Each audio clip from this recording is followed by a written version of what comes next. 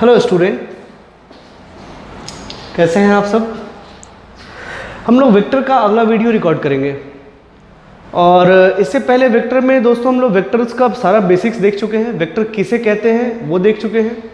Vector के पास कितने direction होते हैं ये सब हम पढ़ चुके हैं। And we had also discussed about vector addition and vector subtraction also, and we had done some of the questions also.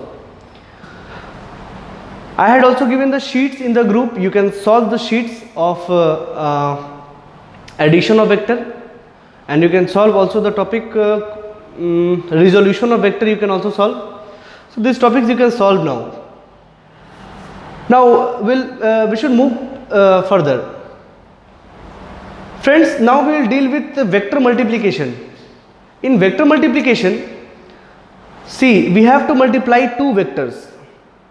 We have to multiply two vectors, and it is not simply the multiplication of scalars. Means, if I have to multiply 8 by 5, अगर मुझे 8 को 5 से multiply करना पड़ेगा तो 8 5 जा 40 हम आराम से बोल सकते हैं। इसमें कहीं से डायरेक्शन के बारे में सोचने की कोई आवश्यकता नहीं है। लेकिन अगर हम वेक्टर के बारे में अगर सोचें तो we have to just see the directions also. We have to keep in mind the directions also. Because they are vector multiplication, means direction dependent multiplication. We have to also see the direction in which direction we have to multiply, because we have to deal with the directions also. Is this okay?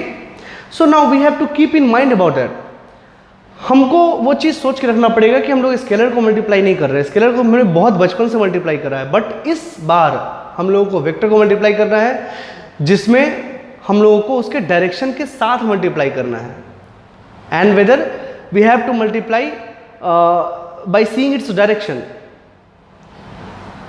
Okay, so in daily life two type of multiplication is very very important in the vector, जो कि हम लोग वही दो पढ़ेंगे।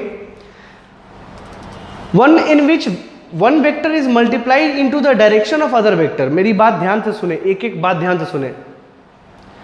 There is one type of multiplication, vector multiplication, that is called dot product. पढ़ेंगे हम लोग क्या होता है dot product. In dot product we have to multiply one vector in the direction of other vector. Okay? And in other type of vector, that is called cross product. In that product we have to multiply one vector in the direction perpendicular to the other vector. पढ़ेंगे उसके बारे में, आपको समझ में आएगा। ठीक है, तो इसी बेसिक के साथ में कि एक वेक्टर को दूसरे वेक्टर के डायरेक्शन मल्टीप्लाई करना है और दूसरे में एक वेक्टर को उसके दूसरे वेक्टर के परपेंडिकुलर डायरेक्शन में मल्टीप्लाई करना है। यही दो। तो सर ये दो क्यों पढ़ना है? क्योंकि आपके मोस्ट ऑफ द केसेस में यही दो केसेस आते हैं, जब किसी एक क्वांटिटी को दूसरे क्वांटिटी के डायरेक्शन में मल्टीप्लाई करना है या किसी एक क्वांटिटी को दूसरी क्वांटिटी के परपेंडिकुलर डायरेक्शन में मल्टीप्लाई करना है। यही दो चीज़ें आपको डेली लाइफ में मिलेंगी, आपको पूरे फिजिक्स में मिलेगा। इसलिए दो का स्टडी करना बहुत आवश्यक है। ठीक है दोस्तों, तो हम लोग शुरू करेंगे उसको पढ़ना। Now see, now we are dealing with the topic vector multiplication.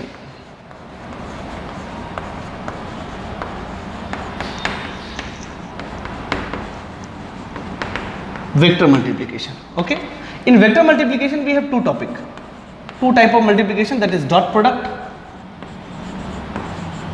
It is also called scalar product,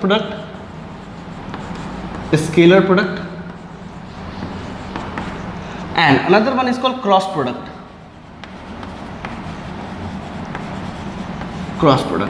It is also called vector product.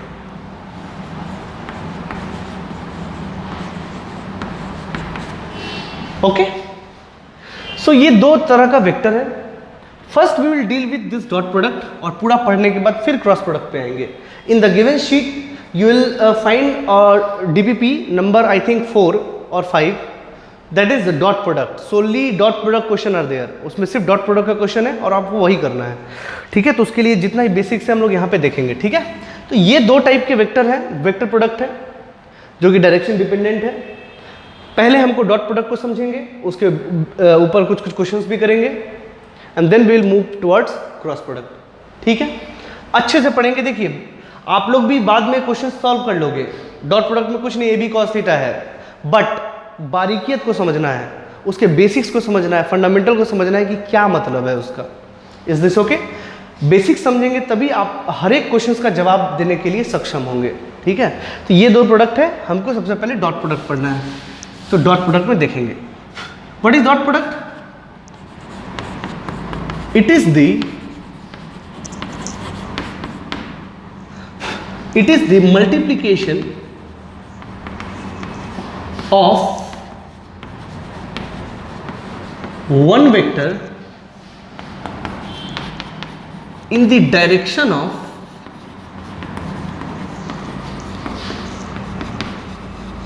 other vector।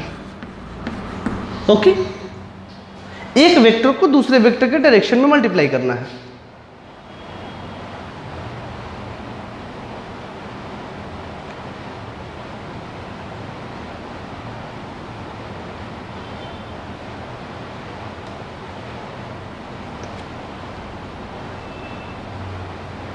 Okay, सो इसको समझेंगे, ठीक है। अच्छा, इसको it is the multiplication of one vector in the direction of other vector, पहले लिख लेते हैं, उसके बाद सभी चीजों को समझेंगे। दूसरा, रिजल्ट और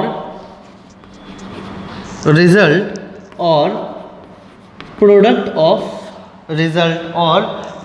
of two vector is a scalar quantity,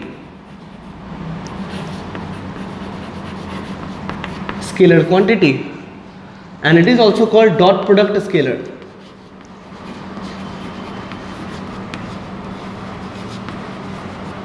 अब आप कहोगे सर 2 वेक्टर को मल्टीप्लाई करके स्केलर कैसे आ सकता है? बात तो बिल्कुल सही है, मेरे मन में भी ये सवाल आता था, बट इसके बेसिक्स को जब समझेंगे तब समझ में आया कि अच्छा ऐसा है। देखेंगे हम लोग, ये अलग टाइप का स्केलर है, इसको डॉट प्रोडक्ट स्केलर बोलते हैं। वो नॉर्मल स्केलर नहीं है, ये डॉट प्रोडक्ट स्केलर है, जिसके पास एक डायरेक्शन भी है। मैं बताऊंगा आपको, आगे समझेंगे, ठीक है। इसलिए इसको, that's why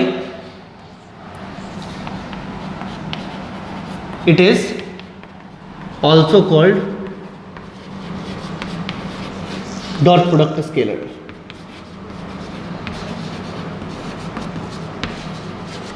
dot product scalar, okay. तो इसको थोड़ा समझेंगे, देखिए। अब ऐसा समझिए, इसको हम लोग सीखते हैं क्या करना है। बेसिकली इसको ऐसे ही डिफाइन करा गया है कि एक वेक्टर को दूसरे वेक्टर को डायरेक्शन मल्टीप्लाई करने को हम डॉट प्रोडक्ट कहेंगे। इसको ऐसे ही डिफाइन करा गया है, ठीक है। तो देखिए, जैसे है समझे, मान लीजिए this is A vector, okay, and suppose this is 2 vector, this is another vector, okay। suppose if this is 2 vector, if I have to multiply b in the direction of a, I am writing here, multiply b in the direction of a, मुझे इसको multiply करना है, ठीक है। So these are the 2 vectors. We have to multiply what? B in the direction of A. Mind it. If I am saying multiply A in the direction of B, it is of different meaning. Although answer is same, but meaning is different. बताएंगे आपको क्यों ऐसा है। Suppose करिए 2 vector और इसके बीच में angle theta है, ओके। इसको लिखिए, okay. Now suppose we have to multiply B in the direction of A, okay। So suppose its magnitude is given to you, that is B, and its magnitude is given to you, that is A, okay। ये दिया हुआ है आपको, ठीक है। तो अब इसको हमको क्या करना चाहिए? हमको पहले डेफिनेशन देखना है। डेफिनेशन क्या है? It is the multiplication of one vector in the direction of other vector, ठीक है। हमको B को मल्टीप्लाई करना है एक डायरेक्शन में, तो हमको लिखना चाहिए B डॉट A, this is dot product, ठीक है। उसके बाद क्या करना चाहिए? एक ये इसका आप इस अगर इस वेक्टर को अगर इसमें रिजॉल्व करेंगे तो क्या होगा आपको पता है, पढ़ा चुके हैं, b cos थीटा, ओके। और इसका ठीक ये कंपोनेंट क्या हो जाएगा? That is B sine theta. ठीक है, मतलब b को आपको रिजॉल्व कर देना है। रिजॉल्व कर दिए तो क्या हो गया, b cos थीटा और दूसरा हो गया b sin थीटा। ठीक है, now it is what, it is the multiplication of one vector in the direction of other. मतलब b को मल्टीप्लाई करना है a के डायरेक्शन में, तो b का कौन सा कंपोनेंट है जो a के डायरेक्शन में है, बताइए, b sin थीटा या b cos थीटा? तो आंसर है b cos थीटा, बस b cos थीटा को मल्टीप्लाई कर दीजिए। सो it is b cos theta into a। ठीक है, और हम लोग देखेंगे इट इज b डॉट a that is a b cos theta. Now अब सोचने का विषय है, ये क्या है, ये मैग्नीट्यूड है या वेक्टर है? तो आंसर है मैग्नीट्यूड है, क्योंकि देखिए इस मैग्नीट्यूड को इससे मल्टीप्लाई किए हैं तो है तो मैग्नीट्यूड ही, और इंटू cos थीटा ये भी तो मैग्नीट्यूड ही है, मतलब ये एक मैग्नीट्यूड है। तो वेक्टर को मल्टीप्लाई करके क्या आया, मैग्नीट्यूड। अब डायरेक्शन, अगर हम आपसे पूछे कि बताओ इस वेक्टर का जो मल्टीप्लाई किए हैं, इस वेक्टर को इस वेक्टर में जो मल्टीप्लाई किए तो इसका डायरेक्शन क्या होगा, क्या आपको पता है? आंसर है बिल्कुल पता है, वो एक डायरेक्शन में ही होगा। क्योंकि देखिए आपने क्या करा है, इस वेक्टर में इसको मल्टीप्लाई कर दिया है, तो ये वेक्टर क्या हो गया, लंबा हो गया है।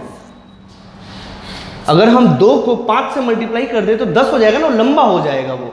यानी कि क्या हुआ है कि हम b cos थीटा को a से मल्टीप्लाई किए हैं तो ये थोड़ा लंबा हो गया, this is ab cos theta. और किस डायरेक्शन में मल्टीप्लाई किए हैं, इसी डायरेक्शन में। तो रिजल्ट जो प्रोडक्ट हमारा आया है ab cos थीटा, उसका डायरेक्शन क्या होगा, यही होगा a की डायरेक्शन में। क्यों, क्योंकि a की डायरेक्शन में मल्टीप्लाई किए हैं। तो ये आपको पता है या आपको इसके लिए यूनिट वेक्टर चाहिए? तो आंसर है सर मिल जाएगा तो लिख देंगे, और नहीं मिलेगा तो डायरेक्शन तो हमको पता ही है। बिल्कुल, तो कन्वेंशन यही है कि हम इसका यूनिट वेक्टर नहीं लिखते हैं। ये हम लोगों को अंडरस्टूड होता है, सेल्फ अंडरस्टूड होता है कि डायरेक्शन किस तरफ है। इसीलिए दोस्तों ये ज़रूरी होता है कि आपको स्पेसिफाई करना पड़ेगा कि अगर ये a डॉट बी करना है तो मुझे b को a के डायरेक्शन में मल्टीप्लाई करना है कि a को b के डायरेक्शन में मल्टीप्लाई करना है। पहली बात तो ये बात बहुत ध्यान रखना है, बारीक बात है ये, और आंसर यहीं पे छोड़ देना है। ठीक है, यूनिट वेक्टर नहीं लिखना है। क्यों नहीं लिखना है यूनिट वेक्टर? क्योंकि हमको पता है यूनिट वेक्टर, और कन्वेंशन यही है कि यूनिट वेक्टर लिखा नहीं जाता है डॉट प्रोडक्ट में। तो मैग्नीट्यूड और डायरेक्शन में डायरेक्शन नहीं होगा तो बचेगा क्या, मैग्नीट्यूड। तो आएगा जो इसको रिजल्ट करके, इसका जो मल्टीप्लाई करके जो रिजल्ट आएगा होगा तो एक्चुअली स्केलर ही ना, क्योंकि उसका सिर्फ मैग्नीट्यूड है। आई बात समझ में? ये बात आपको ध्यान रखना पड़ेगा। इसीलिए रिजल्ट और product of the two vector is a scalar quantity. तो इससे जो रिजल्ट आएगा वो कौन सा स्केलर है? ये है तो स्केलर क्वांटिटी। कौन सा स्केलर है? क्या नॉर्मल स्केलर जो पहले पढ़ा करते थे? आंसर है नहीं, ये डॉट प्रोडक्ट स्केलर है।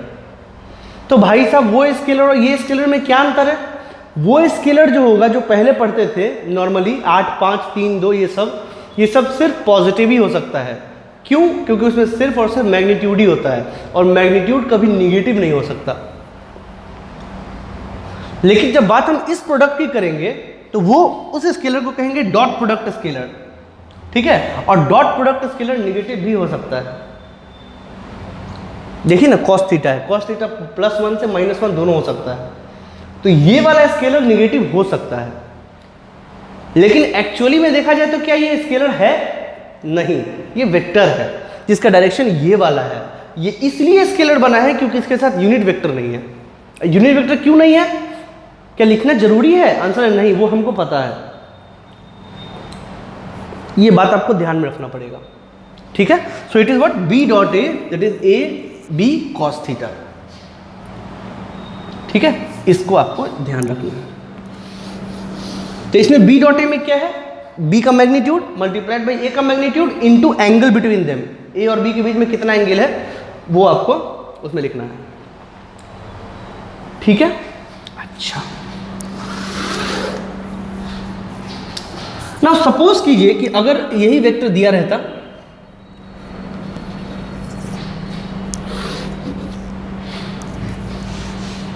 सपोज ऐसा दिया रहता, मैं इसे ड्रॉप कर देता हूं। ठीक है, इसको समझ लीजिए आप। ठीक, आप इसको लिख लीजिए वीडियो पॉज करके। चलिए, अब सपोज करिए आपको दिया हुआ है multiply A in the direction of A, in the direction of B. तो हमको क्या करना पड़ेगा, वही वेक्टर है, वही वेक्टर A, सपोज ये वही वेक्टर है जो पहले था, इसका मैग्नीट्यूड A है और इसका मैग्नीट्यूड B है और इस दोनों के बीच का एंगल थीटा है। तो अभी क्या है, multiply A in the direction of B। Now what we should do, हमको क्या करना चाहिए, इसका कंपोनेंट ले लीजिए, रिजॉल्व कीजिए। तो ये हो गया आपका क्या, A cos थीटा और ये हो गया क्या, A sin थीटा। अब फिर डेफिनेशन पढ़िए, it is multiplication of one vector in the direction of other vector. Now which vector we have to multiply in which direction, A vector in the direction of B। तो A को multiply करना है B के direction में, तो A का कौन सा कंपोनेंट B के डायरेक्शन में है, तो आंसर है A cos थीटा। तो यहां लिखेंगे A dot B is equal to A cos theta into B, and again it is what, A dot B, that is AB cos theta.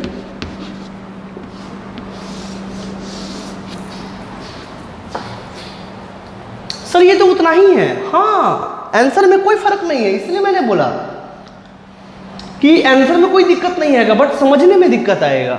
समझने में क्या दिक्कत आएगा, तो multiply A in the direction of B, मतलब जो हमने A को मल्टीप्लाई किया B की डायरेक्शन में, तो इसका रिजल्ट किस डायरेक्शन में है, तो रिजल्ट तो इसी डायरेक्शन में है ना।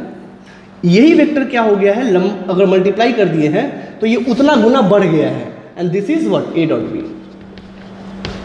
तो इसका डायरेक्शन किस डायरेक्शन में है, तो B के डायरेक्शन में है। इसका डायरेक्शन किस डायरेक्शन में है, B के डायरेक्शन में है, लेकिन आंसर तो वही है। हाँ आंसर वही है, समझने में दोनों चीज अलग अलग है। अब इस केस में भी अगर हमको ये स्पेसिफाई कर दिया तो क्या रिजल्ट का डायरेक्शन के लिए हमको यूनिट वेक्टर चाहिए, आंसर है कोई जरूरत नहीं है, हमको पता है सर, क्योंकि अगर A को B के डायरेक्शन मल्टीप्लाई करेंगे तो वो B के डायरेक्शन में ही पकड़ेगा। इज दिस ओके, ये बात आपको समझना पड़ेगा और ध्यान रखना पड़ेगा, ठीक है। So this is the answer. अब कहोगे सर A डॉट बी और B डॉट E का आंसर तो सेम आया है, बिल्कुल सेम आया है, इसलिए A dot B is equal to B डॉट A होता है। ये कॉम्यूटेटिव लॉ को फॉलो करता है, ओबेज कॉम्यूटेटिव लॉ।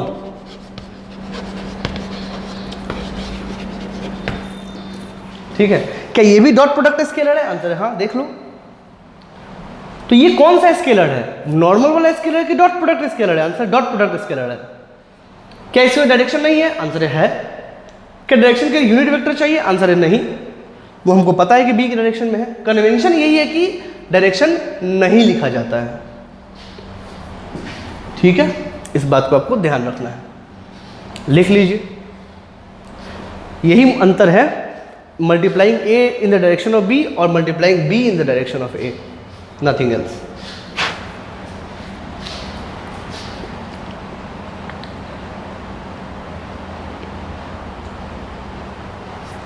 ठीक है, तो अब अगर किसी फिजिकल क्वांटिटी में, जैसे फॉर एग्जांपल, रब करें इसे, ध्यान रखिए, सब ध्यान देने वाली बातें हैं।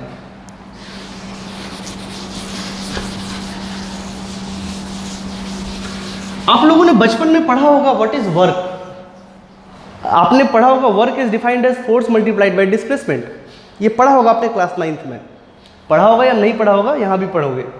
बट वर्क का अगर करेक्ट डेफिनेशन देखा जाए तो वर्क का करेक्ट डेफिनेशन देखिए, मैं बताता हूं क्या। It is again a definition, work done, it is defined as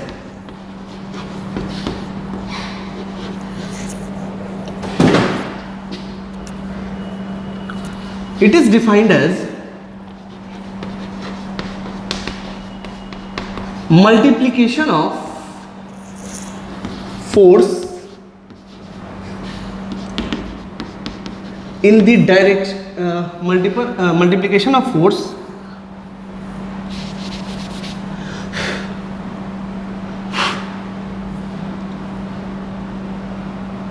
it is defined as multiplication of force and point of application, sorry, and displacement of point of application, क्या ये पूरा हो गया? आंसर है नहीं, एक चीज और लिखना है, application in the direction of displacement,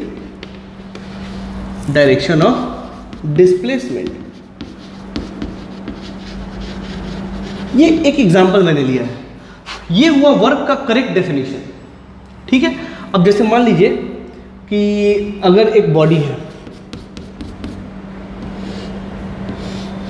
ठीक है, और मान लीजिए हमने फोर्स अप्लाई किया यहाँ पे F, तो पॉइंट ऑफ एप्लीकेशन क्या है? ये मान लीजिए ये पूरा नहीं बढ़ा और यही पॉइंट सिर्फ इतना दूर बढ़ गया और ये पॉइंट यहाँ चला आया, सो ये पॉइंट यहाँ से यहाँ चला गया, तो मान लीजिए दिस इज व्हाट,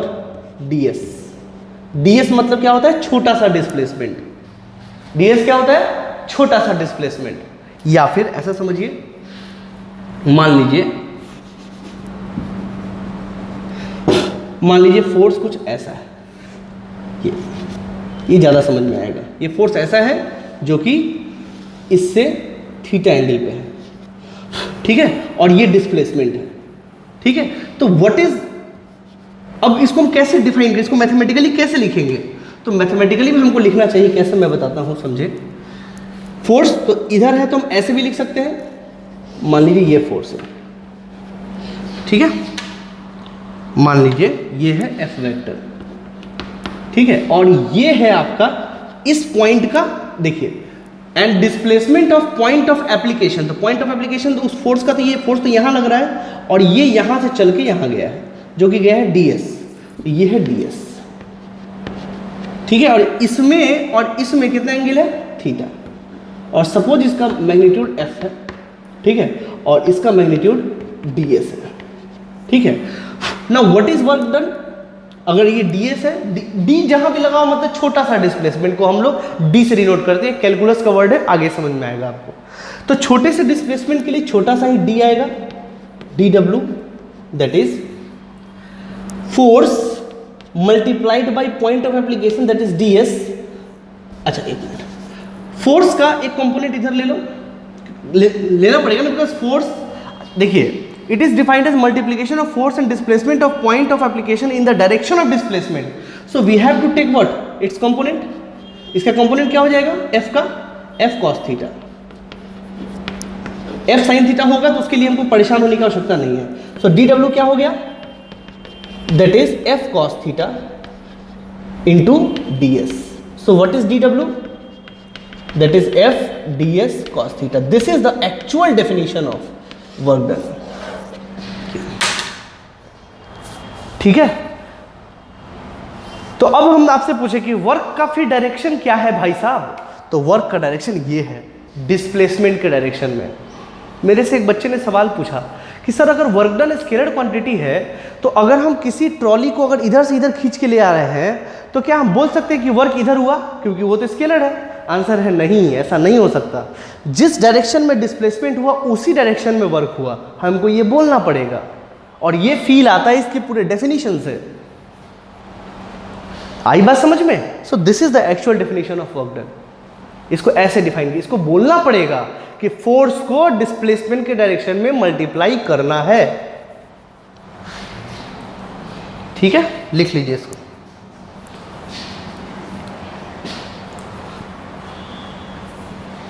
ठीक है, तो जब कभी भी फिजिक्स में किसी एक क्वांटिटी को दूसरे क्वांटिटी के डायरेक्शन में मल्टीप्लाई करना होता है, तो मुझे डॉट प्रोडक्ट का यूज करना चाहिए, ठीक है। अब देखिए इसमें किसको मल्टीप्लाई करना है? It is defined as force it is defined as multiplication of force and displacement of point of application in the direction of displacement, है ना। तो उसी डायरेक्शन में मल्टीप्लाई करना है, तो सेम डायरेक्शन में मल्टीप्लाई करने को क्या बोलते हैं? एक वेक्टर को दूसरे वेक्टर के डिस्प्लेसमेंट में मल्टीप्लाई करने को क्या बोलते हैं? Dot product. उसी को तो डॉट प्रोडक्ट बोलते हैं। तो क्या सर हम इसको ऐसे लिख सकते हैं कि dw is equal to f dot ds? आप क्यों नहीं लिख सकते? बिल्कुल है तो यही basically, you are multiplying force in the direction of displacement, यही तो है। तो F dot D S is equal to, वहां से हो गया एफ डी एस और into cos theta, and this is basically D W.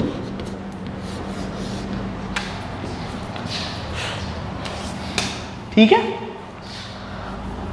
क्यों डॉट प्रोडक्ट यूज करना पड़ा? क्योंकि डेफिनेशन ही वैसा है, we have to multiply force in the direction of displacement, तो मुझे डॉट प्रोडक्ट यूज करना है, हम ऐसे ही समझ गए। ठीक है, लिख लीजिए।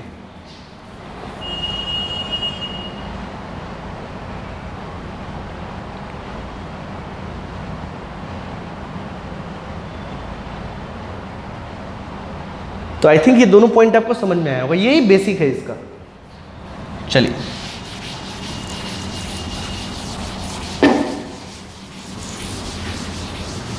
अब देखिए, देखते हैं डॉट प्रोडक्ट ऑफ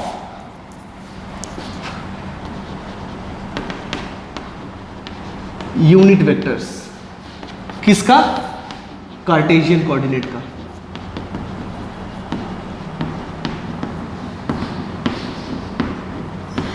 ठीक है, तो देखिए इसको कैसे करते हैं।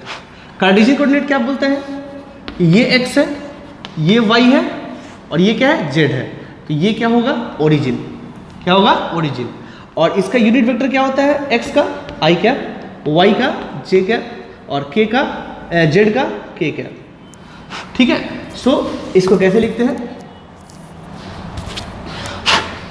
Suppose if I have been told to multiply i dot i, ठीक है, ऐसे मल्टीप्लाई करना है। ठीक, तो इसको हमको क्या करना पड़ेगा? a डॉट b की तरह समझिए। a डॉट b मतलब a b cos थीटा। तो यहाँ पे i डॉट i का मतलब क्या है? i का मैग्नीट्यूड इंटू i का मैग्नीट्यूड, और i में कितना एंगल है? i और i में कितना एंगल है? 0 डिग्री। तो हम क्या लिखेंगे? cos 0। ठीक, कितना हो गया? इसका मैग्नीट्यूड कितना होता है? अरे भाई यूनिट वेक्टर है तो मैग्नीट्यूड तो 1 ही होगा, और ये भी तो यूनिट वेक्टर, तो मैग्नीट्यूड तो 1 ही होगा, और cos 0 क्या होता है? 1। तो आंसर इज 1। ठीक है, तो dot product of i dot i is what? 1। ठीक है, उसी तरीके से अगर हम i डॉट j करें, i j cos, अब एंगल इन दोनों में कितना है? i और j में कितना एंगल है? i और j में 90 डिग्री। सो cos 90। cos 90 क्या होता है भाई? 0। डायरेक्ट लिख रहे हैं। ठीक है, अब आई थिंक आपको समझ में आ गया होगा, तो डायरेक्ट लिखते हैं i डॉट k, उसी तरीके से 0, फिर j डॉट i, वही है j डॉट i, j और i cos 90, तो cos 90 का चक्कर है तो 0, फिर है j dot j, that is same angle है, j और j में 0 एंगल, तो इट इज 1। तो फिर आ गया j dot k, it is 0, फिर आ गया आपका k डॉट i, आपको हर कॉम्बिनेशन देखना है, तो ये 0, और k dot j, it is 0, and k dot k, it is 1। ये आपको ध्यान रखना है कि सेम वाले होंगे उसका 1 आएगा, 1 आएगा, 1 आएगा, और बाकी अलग अलग वाले होंगे तो 0 आएगा। क्यों आएगा ये एक्सप्लेन्ड है। ठीक है, लिख लीजिए इसको, इंपॉर्टेंट है। और इंपॉर्टेंट क्या है, कुछ देर के बाद आपको सब याद हो जाएगा।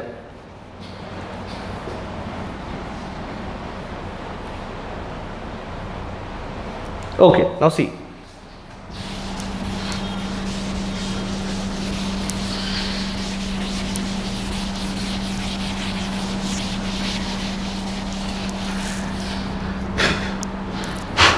ओके, सपोज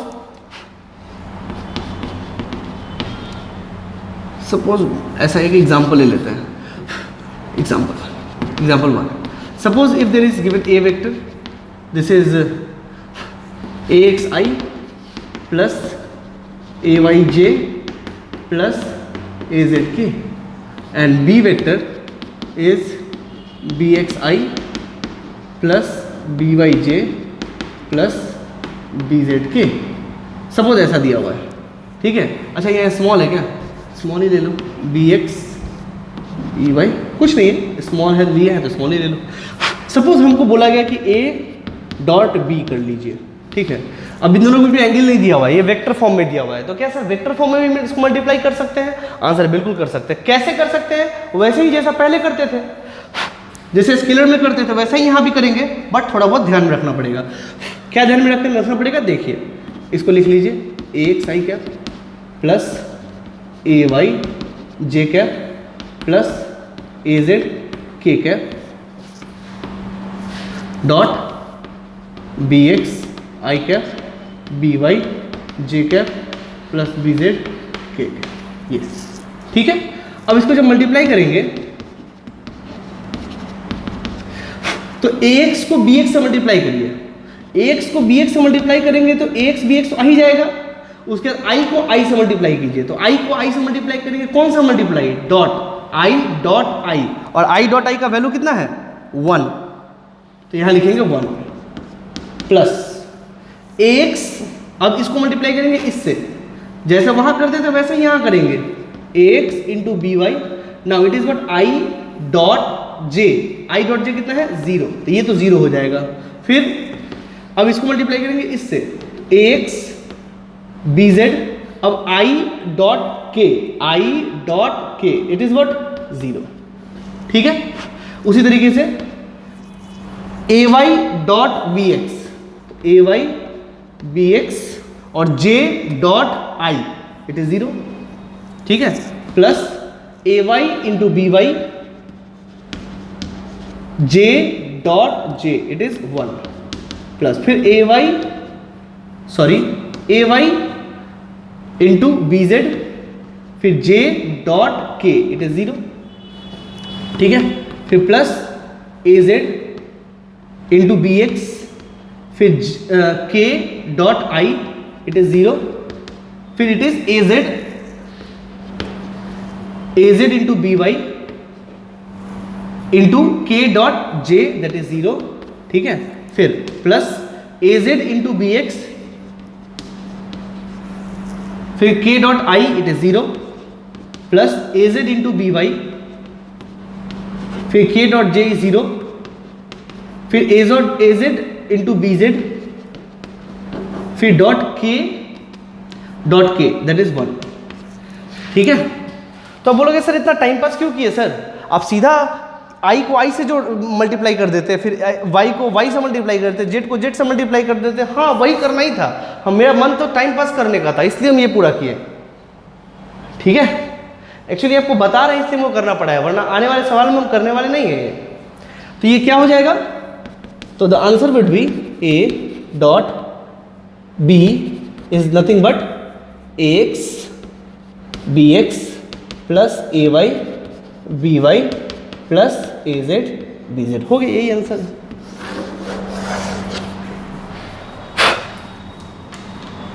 लिख लीजिए,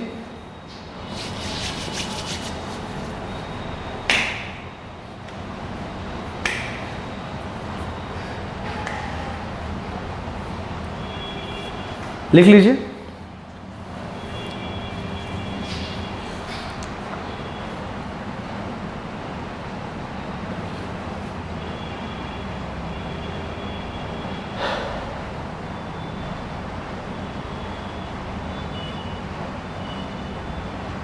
okay,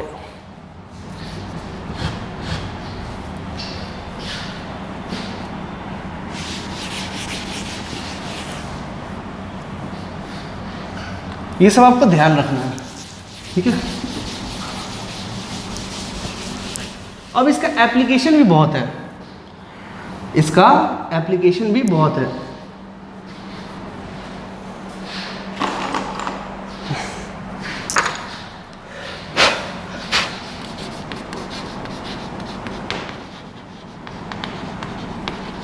application of dot product,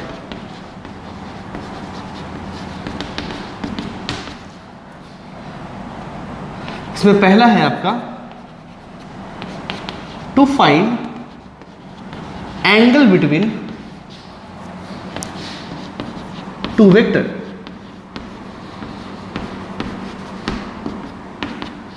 angle between two vector, अगर मुझे एंगल बिटवीन टू वेक्टर्स निकालना है तो कैसे निकाल सकते हैं?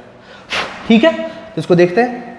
सपोज एक इसको क्वेश्चन समझते हैं। सपोज फाइंड एंगल बिटवीन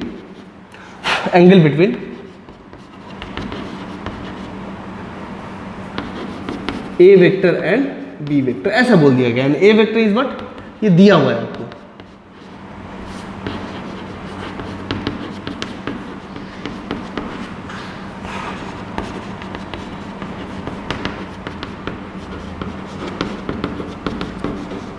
ये दिया हुआ है आपको, ठीक। आपको बोला इन दोनों में एंगल फाइंड कीजिए। तो best way is to use dot product. कैसे? सबसे पहले ए डॉट बी, जो जैसे वेक्टर को मल्टीप्लाई करके, यानी कि ये डॉट ये लिख के जैसे वहां पे किए हैं वैसे ही यहां पे कर लेंगे। तो करके क्या आ जाएगा, ax bx plus ay by और plus az bz। I think ये आपको समझ में आता होगा, ठीक है। दूसरी बात, हमको तो ये भी पता है कि ए डॉट बी जो होता है वो ए बी कॉस थीटा होता है, ठीक है। क्या ये और ये दोनों बराबर होंगे? आंसर है बिल्कुल बराबर होंगे। तो इसका एक्चुअली इसको लिखने का तरीका कुछ ऐसा है, ठीक है, बट हम ए और बी को मैग्नीट्यूड ही लेके चले थे, ठीक है। तो अब क्या करना चाहिए, इन दोनों का मैग्नीट्यूड निकाल लीजिए। ए का मैग्नीट्यूड है रूट अंडर, ये तो एक वेक्टर ही है, और वेक्टर का मैग्नीट्यूड निकालना तो आपको अच्छे तरीके से आता है। So it is what, X square plus A Y square plus A Z square, okay. And what is the magnitude of this, that is B X square plus B Y square plus B Z square, okay. बस अब क्या करना है, दोनों को equate कर दीजिए।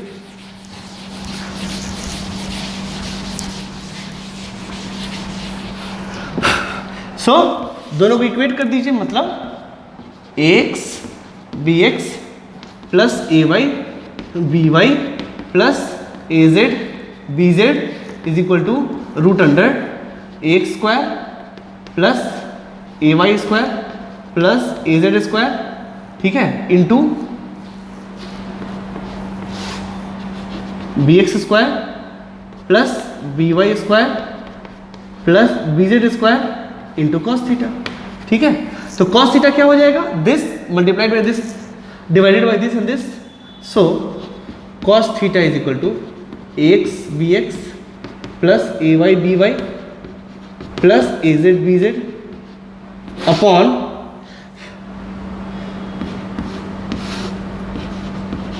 X square A Y square plus A Z square root under B X square plus B Y square plus B Z square. क्या इसमें आपको सब कुछ पता है? जरा देखिए, उधर सब कुछ पता है, एक्स क्या है, बी एक्स क्या है, बी जेड क्या है, ए जेड क्या है, ये सब पता है। आंसर हाँ सर ये तो गिवन है, वहाँ डालिए और आंसर निकालिए। आई थिंक आपको याद करने की आवश्यकता नहीं है, ये आपको पता है कैसे आया है, ठीक है। तो अगर आप इतने एक्सपर्टीज हो गए हैं तो ये सब करने की आवश्यकता नहीं है, डायरेक्ट करिए, डायरेक्ट इसको लिखिए और डायरेक्ट इसको लिखिए, बस, ठीक है। सो अगर देखा जाए होल एंड सोल तो हुआ क्या है, तो हुआ तो ये है, ए डॉट बी का करके मैग्नीट्यूड का इससे और बी के मैग्नीट्यूड से डिवाइड कर दिए तो ये कॉस थीटा आ गया। हुआ तो यही है ना बेसिकली, करिए और निकालिए, ठीक है। सो एक यूज पूछ दिया गया कि डॉट प्रोडक्ट का यूज क्या है, दिस इज द यूज, लिख लीजिए।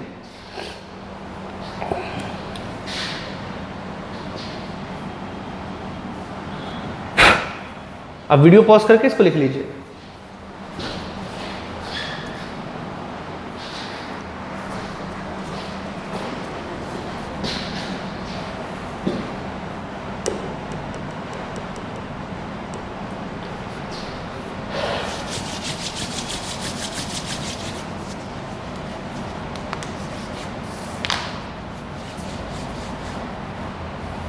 लिख लीजिए।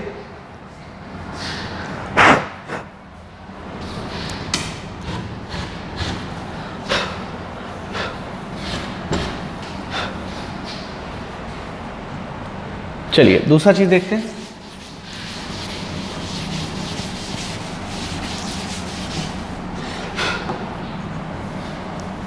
दूसरा यूज़ क्या है, तो ये उसका एक यूज़ है। अगर इसका एग्जाम्पल अच्छा तो मुझे कोई दिक्कत नहीं है, फिर एग्जाम्पल भी कर लीजिए। Suppose A vector is 2i cap plus 2j cap plus k cap और B vector is 3i cap plus 4j cap. ठीक है, मैं आपको बोला find angle between A and B vector. Simple, हमको इसमें ज़्यादा कुछ करने की आवश्यकता नहीं है। देखिए दैट इज हम सीधा लिखेंगे cos थीटा, इन दोनों को मल्टीप्लाई कर दिए i को i के साथ, तो 3 2 जा 6। ठीक है, और आप अगर चाहे तो एक माइनस भी ले सकते, तो मुझे कोई दिक्कत नहीं है। ठीक है ना, देखिए फिर 2 और 4 जा 8, दोनों प्लस प्लस ही है, यानी कि +2 मल्टीप्लाइड बाई +4 दैट इज +8। ऐसे सोचना है आपको। और फिर k, और यहाँ पे तो नहीं है कुछ, मतलब 0 है। ठीक है, तो 1 यहाँ पे कुछ नहीं तो 1 है, तो 1 into 0 is what 0 divided by इसका मैग्नीट्यूड। इसका मैग्नीट्यूड क्या आएगा, तो डायरेक्ट भी जोड़ सकते हैं, 2 स्क्वायर 4 4 8 और एक 9। ठीक है, और फिर इसका कितना आ जाएगा, 3 3 जा 9 एंड 4 4 जा 16 और 9 दैट इज 25 ये। ठीक है, तो कितना हो गया 8 6 14 divided by 3 multiplied by 5, so that is 14/15। Now what is theta, तो theta is cos inverse 14/15। Answer simple, कुछ नहीं है इसमें। लिख लीजिए पॉज करके।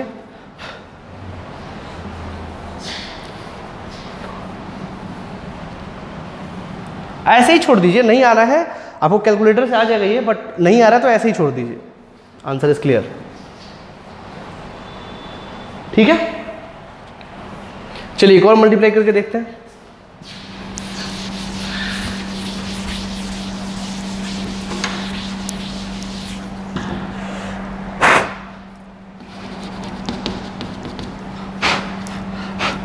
Suppose if this is given, a vector is equal to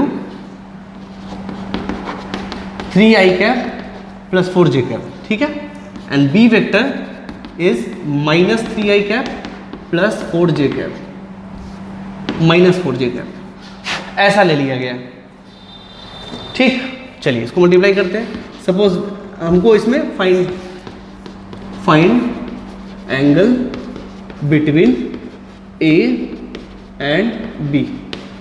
ठीक है, चलिए इसको निकालते हैं solution. cos theta is equal to 3 3 जा 9, यानी कि +3 multiplied by +3 multiplied by -3 that is -9। पहली बात तो ये। फिर +4 multiplied by -4 that is plus minus 4 चौका 16। ठीक है, डिवाइडेड बाई √100 इसका 3 square plus 4 square that is 5। 3 और 4 का मैग्नीट्यूड 5 भी होता है, और यहाँ भी -3 का स्क्वायर प्लस -4 का स्क्वायर, तो स्क्वायर है तो माइनस चला जाएगा, तो वो भी आएगा -3 का स्क्वायर 9 और -4 का स्क्वायर 16, जोड़ के आपको 25 ही आने वाला है। यहाँ भी 25 आएगा और यहाँ भी 25 आएगा। ठीक, सो cos थीटा क्या हो गया, -25, और ये कितना आ गया √25 इंटू √25 मल्टीप्लाई कर दो तो आ जाएगा 25। ठीक है, तो ये हो गया 1, यानी कि -1। तो थीटा कितना हो गया। अब cos थीटा -1 कब होता है ये हमको पता है, आप ही अपने एंगल्स के कंसेप्ट पे जाइए तो थीटा को पता चलेगा पाई, और ये पाई आना भी चाहिए था दोस्तों। ये तो आपको मल्टीप्लाई करके, ये तो मुझे देख के भी आ रहा था। कैसे, मैं दिखाता हूं। अगर ए वेक्टर ये है, ठीक है, अगर ए वेक्टर ये है, तो बी वेक्टर क्या है, आप यहां देखिए। अगर हम माइनस ले लें तो क्या ये 3 + 4j नहीं हो जाएगा, ये वही ना है ए वेक्टर, यानी कि B vector is minus A vector. आप देख सकते हो ये ए वेक्टर है, यानी कि यहाँ से हमको जो दिख रहा है वो B vector is equal to minus A vector दिख रहा है, इसीलिए तो पाई आया है। देखो ए वेक्टर इधर है तो बी वेक्टर ये है। अब पूछा गया कि इसमें और इसमें एंगल क्या है, सर ये तो एंटी पैरेलल वेक्टर है, तो पाई तो होना ही था, देख लो है तो। ठीक है, ऐसे सवालों को आप कर सकते हैं।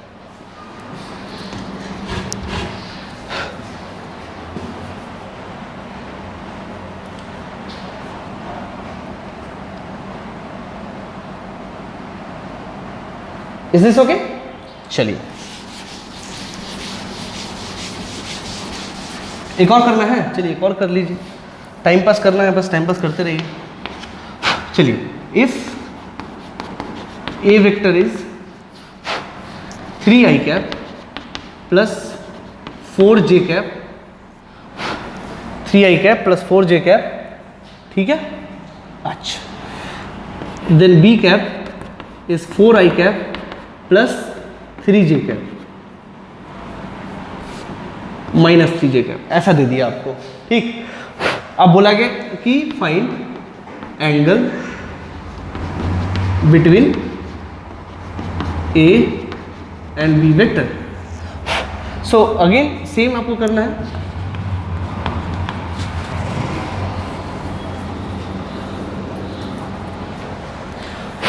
अगेन आपको करना है सॉल्यूशन में cos theta is equal to this 12 यानी कि 12 प्लस माइनस माइनस 4 3 जा 12, और इसका अगर मैग्नीट्यूड देखा जाए तो कितना होगा 5, और इसका मैग्नीट्यूड देखा जाए तो कितना होगा 5, ठीक है। तो 12 माइनस 12 दैट इज 0, ठीक है। और यहाँ पे थीटा कितना आ गया π/2, π/2, और ये आना भी चाहिए था। कैसे मैं बताऊं, समझें। अगर ये x है ये y है, अगर ये x और ये y है, समझे,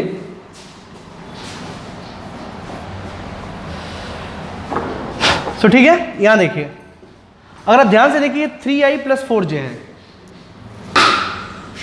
सो it is 3i plus 4j। अगर आप देखोगे दिस इज 3i, i मतलब क्या x डायरेक्शन में, x डायरेक्शन में 3 प्लस 4j, y डायरेक्शन में 4,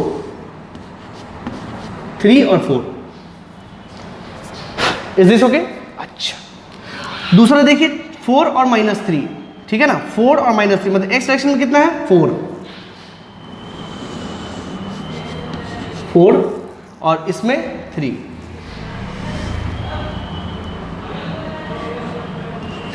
ठीक।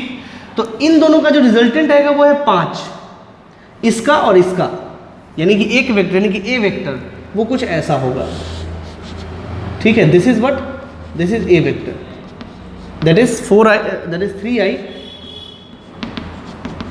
प्लस 4j, ठीक। अच्छा, अभी एंगल कितना है, यानी कि देखा जाए तो ये 3 और ये 4 यही ना है वेक्टर ए, तो आप चाहें तो इसके रिजल्टेंट का एंगल निकाल सकते हैं।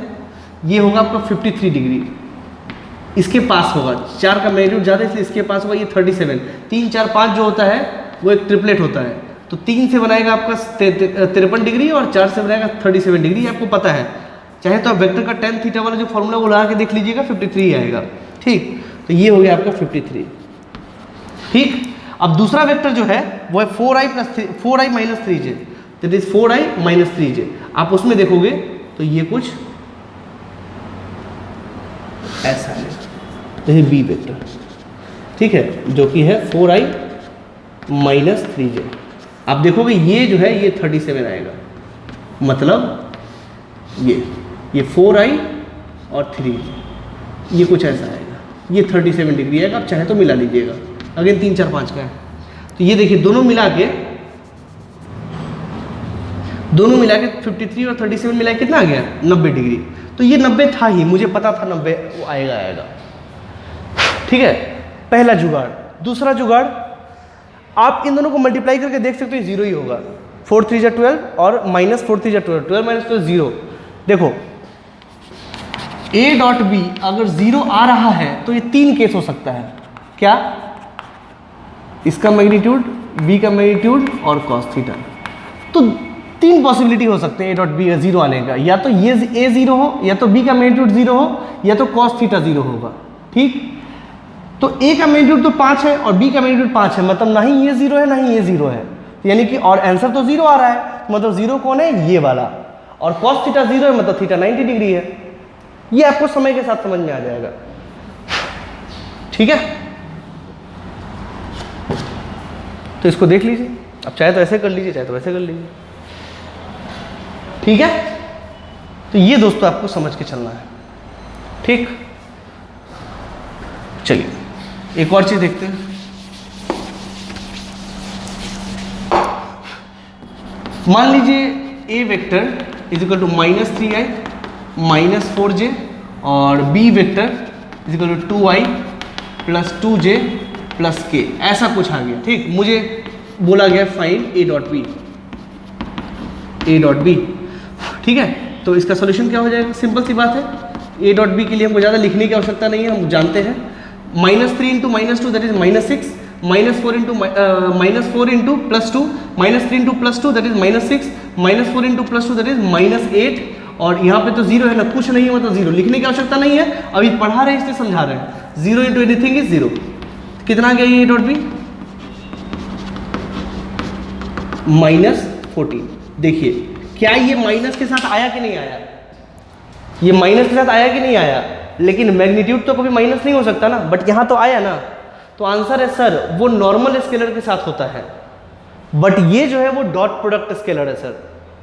ये कौन सा स्केलर है? डॉट प्रोडक्ट स्केलर है। ये जीरो भी हो सकता है, ये निगेटिव भी हो सकता है और पॉजिटिव भी हो सकता है, ठीक है। इस बात को आप नोट में लिख लीजिए, पहले इसको लिख लीजिए, उसका लिखवा देते हैं note.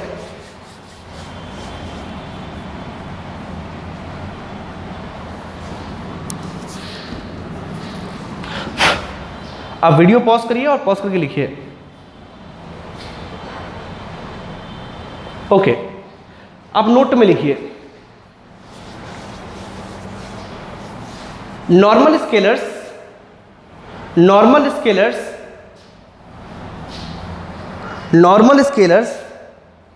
must be positive. Normal scalars must be positive. For example, mass, time, etc. मास कभी निगेटिव सुना है कि -2 kg चीनी दीजिए, -5 kg आम दीजिए, ऐसा कभी सुना हो? ऐसा होता ही नहीं है। ये सब नॉर्मल स्केलर्स है। मास, टाइम, स्पीड भी कभी निगेटिव नहीं हो सकता। Speed what? मैग्नीट्यूड, है ना। तो these are what? Normal magnitudes, normal scalars. वो कभी भी निगेटिव नहीं हो सकता, वो हमेशा पॉजिटिव ही होगा। लिख लीजिए। दूसरा पॉइंट लिखिए, dot product scalars may be negative, 0 और पॉजिटिव। नेगेटिव, 0 और पॉजिटिव, ये तीनों हो सकता है, ठीक है। चलिए अब आते हैं दूसरे एप्लीकेशन पे। दूसरा एप्लीकेशन थोड़ा ध्यान से देखिएगा।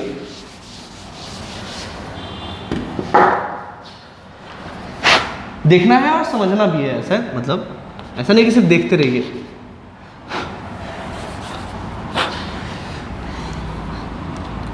Yes, finding a vector in the direction of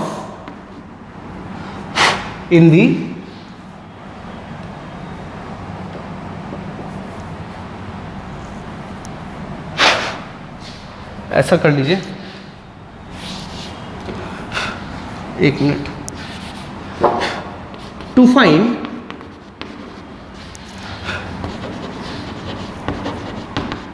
magnitude of a vector in the direction of other vector. Okay, किसी भी वेक्टर के मैग्नीट्यूड को दूसरे डायरेक्शन में लिखना है, ठीक है। इसको कैसे करेंगे? इसको देखिए, फॉर एग्जाम्पल फाइंड, ऐसा आपको बोला गया, समझिए। फाइंड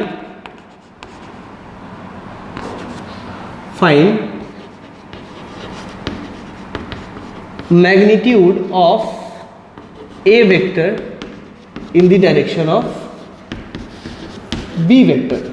सपोज ऐसा बोल दिया गया, तो आप क्या करोगे? अब जो बात करेंगे उसको थोड़ा समझिएगा। जैसे सपोज कर लीजिए ये ए वेक्टर है,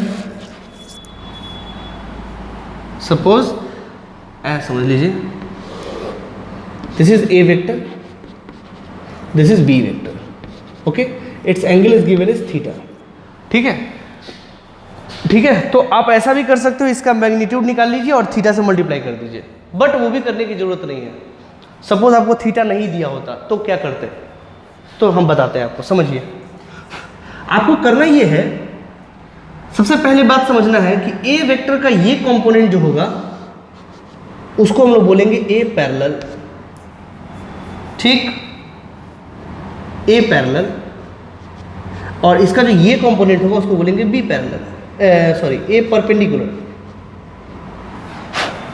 ए का बी के डायरेक्शन में जो वेक्टर आएगा उसको बोलेंगे ए पैरेलल वेक्टर, और इससे जो परपेंडिकुलर आएगा वो होगा ए परपेंडिकुलर वेक्टर। ये दोनों बात आपको याद रखना है, मेरी बात ध्यान से सुनिए, ये आपको याद रखना है।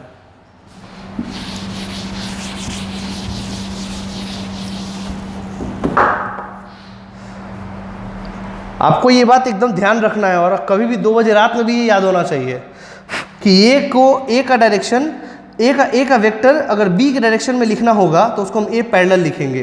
क्यों लिखते हैं, क्योंकि यही कंपोनेंट बी के पैरेलल है, इसलिए इसको ए पैरेलल का नाम देते हैं। और इसको बाकी जो बच गया परपेंडिकुलरली, यानी कि इससे परपेंडिकुलर होगा, उसको बोलेंगे ए परपेंडिकुलर। तो ध्यान रखिएगा, ठीक है। तो to find magnitude of a vector in the direction of other magnitude, other vector मतलब इस वेक्टर में इस वेक्टर का मैग्नीट्यूड निकालना है, तो मुझे क्या निकालना है, ए पैरेलल, यानी कि मुझे क्या निकालना है, ए पैरेलल वेक्टर का मैग्नीट्यूड। तो हमको क्या निकालना है, हम कैसे निकालेंगे, तो मेरा बात ध्यान से सुनिए। आपको करना क्या है, किसको लिखना है, किसका वेक्टर, ए का वेक्टर को बी के डायरेक्शन में, तो आपको करना क्या है, A vector magnitude of a vector in the direction of other vector. तो आपको करना क्या है, किस वेक्टर को मल्टीप्लाई करना है, ए को, सॉरी किस वेक्टर का मैग्नीट्यूड चाहिए, ए का, तो ए वेक्टर तो लिख डालो, उसके बाद डॉट, किस डायरेक्शन में, तो बी के डायरेक्शन में, तो बी का डायरेक्शन, बस निकल गया, ठीक है। अब आप इसको निकाल के रख दीजिए, it is nothing but A X, suppose if A vector is A X I cap plus A Y J cap plus A Z K cap, ठीक, और dot B cap. Now B cap कैसे निकालेंगे, B cap आपको हम निकालना सिखा चुके हैं, कैसे निकलता है, unit vector, is this okay. तो यूनिट वेक्टर बी का कैसे निकलेगा, बी, तो बी का यूनिट वेक्टर कैसे, बी वेक्टर क्या है, तो बी वेक्टर है B X I cap plus B Y J cap plus B Z K cap. तो what is B cap, B cap is B X I cap plus B Y J cap plus B Z K cap divided by root under B X square plus B Y square plus B Z square. ऐसे ही तो निकालते हैं, यही है ना unit vector. So dot करेंगे इसके साथ, that is B X I cap plus B Y J cap plus B Z K cap, and it is root under B X square plus B Y square plus B Z square, ठीक है। अब इसको आप dot product करके निकाल लीजिए, dot करिएगा तो आएगा X B X plus A Y B Y plus A Z B Z divided by root under B X square plus B Y square plus B Z square. ये देखने में बड़ा लग रहा है बट एक्चुअली में है कुछ नहीं, ये इसका मैग्नीट्यूड है ये बेसिकली, ठीक है। To find the magnitude of a vector in the direction of other vector and this is the solution. जिस वेक्टर को मल्टीप्लाई करना है उसका वेक्टर, और जिस डायरेक्शन में मल्टीप्लाई करना है उसका कैप, उसका यूनिट वेक्टर। फिर से सुनिए, किसी एक वेक्टर को दूसरे वेक्टर के डायरेक्शन में अगर उसका मैग्नीट्यूड निकालना है, मेरी बात फिर से सुने, किसी एक वेक्टर का दूसरे वेक्टर के डायरेक्शन में मैग्नीट्यूड निकालना है तो क्या करेंगे, जिस वेक्टर का निकालना है वो लिखेंगे एज इट इज, फिर करेंगे डॉट, और जिसके डायरेक्शन में निकालना है उसका लिखेंगे डायरेक्शन, मतलब यूनिट वेक्टर, और उसका डॉट कर देंगे, आंसर आ जाएगा। ध्यान रखिए, and that is called a parallel का मैग्नीट्यूड।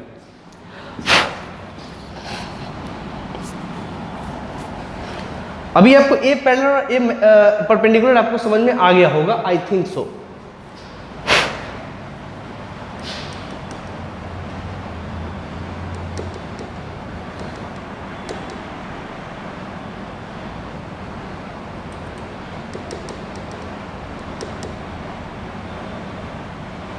ठीक है, ये एक मेथड हो गया, एक तरीका हो गया जिससे कि हम किसी भी एक वेक्टर को दूसरे वेक्टर में उसका डायरेक्शन निकाल सकते हैं। ठीक है, और आप पहले से भी ऐसा ही करते थे। अगर आप ध्यान से देखो, मान लीजिए ए वेक्टर है, ठीक, और ये एक्स और ये वाई, मान लीजिए इस प्लेन में वेक्टर है। ठीक है, आपको निकालना है इसका, आपको एंगल नहीं दिया हुआ है, आपको एंगल नहीं दिया हुआ है, आपको निकालना है इसका कंपोनेंट इस डायरेक्शन में, मतलब ए पैरेलल का मैग्नीट्यूड निकालना है। तो क्या करोगे, किसका मैग्नीट्यूड निकालना है, ए का। तो आप सबसे पहले ए को एज इट इज लिख दीजिए, डॉट, किस डायरेक्शन में, आई एम सेइंग किस डायरेक्शन में, तो एक्स के डायरेक्शन में। तो एक्स का यूनिट वेक्टर क्या होता है, आई क्या, डॉट आई क्या। ठीक है, अब ये कितना हो जाएगा जरा हमको बताइए। अगर आप ध्यान से देखोगे तो ये कितना हो जाएगा, suppose A vector is x, यही वाला एक्स, ये वाला, ठीक है ना। तो ये क्या हो जाएगा, x I cap plus A Y J cap plus A Z K cap upon, नहीं अपॉन नहीं, ये तो एज इट इज दिखेगा, डॉट आई कैप। ये तो खुद में यूनिट वेक्टर है, तो मल्टीप्लाई करिएगा तो आई को आई के साथ आएगा एक्स, और बी ए वाई को इसके साथ करेंगे तो जीरो, इसके साथ जीरो, तो आगे एक्स, यही उसका कंपोनेंट है। एक्स क्या है, एक्स कंपोनेंट ऑफ इट, तो दिस इज एक्स।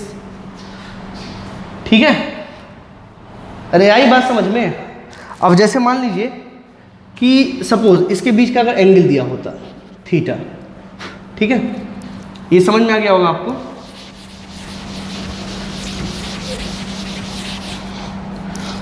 ये समझ में आ गया होगा आपको। तो अगर हम करें ए पैरेलल, सर अगर हम इसको ये लिख दें ए डॉट आई कैप, तो सही है, हाँ यही तो है। अगर सर इसको हम ऐसे लिख दें ए डॉट आई का मैग्नीट्यूड इंटू कॉस थीटा, दोनों के बीच में एंगल, तो क्या ये सही होगा, आंसर है। देखिए क्या होता है, ए का मैग्नीट्यूड ए, आई का मैग्नीट्यूड 1 और कॉस थीटा कॉस थीटा, तो ये क्या हो गया, ए कॉस थीटा। अब देखिए आप इसको, अगर हम ये ए वेक्टर है जिसका मैग्नीट्यूड ए है और ये थीटा है, तो इसका एक्स कंपोनेंट लिखेंगे तो क्या आएगा, ए कॉस थीटा आता है ना। देखिए, तो ये आप पहले से भी करते आ रहे हो, ये कोई नया बात नहीं है। ठीक है, लिख लीजिए। आप पॉज करके लिख सकते हैं सारी बातें, सिंपल सिंपल बातें हैं। एग्जांपल चाहे तो एग्जांपल बाद में करेंगे, पहले कुछ सीख लीजिए। और फिर अब देखें, अब समझिए, to find the magnitude of a vector in the direction perpendicular to other vector, आपको परपेंडिकुलर चाहिए। दूसरा पॉइंट, तीसरा पॉइंट है ये, ध्यान रखिएगा। तो इसके लिए आपको एक चीज समझना पड़ेगा, समझिएगा बात को। Suppose it is A vector, suppose it is B vector, ठीक है। तो इसका जो ये कंपोनेंट होगा उसको बोलेंगे ए पैरेलल, और इसका ये कंपोनेंट जो होगा वो होगा ए परपेंडिकुलर। ठीक, इसमें कोई दिक्कत वाली बात नहीं है। एक बात आपको समझना पड़ेगा, आपको क्या चाहिए, आपको चाहिए find the magnitude of a vector in the direction of perpendicular to other vector. मतलब समझिएगा, इस केस में वो क्या करना है,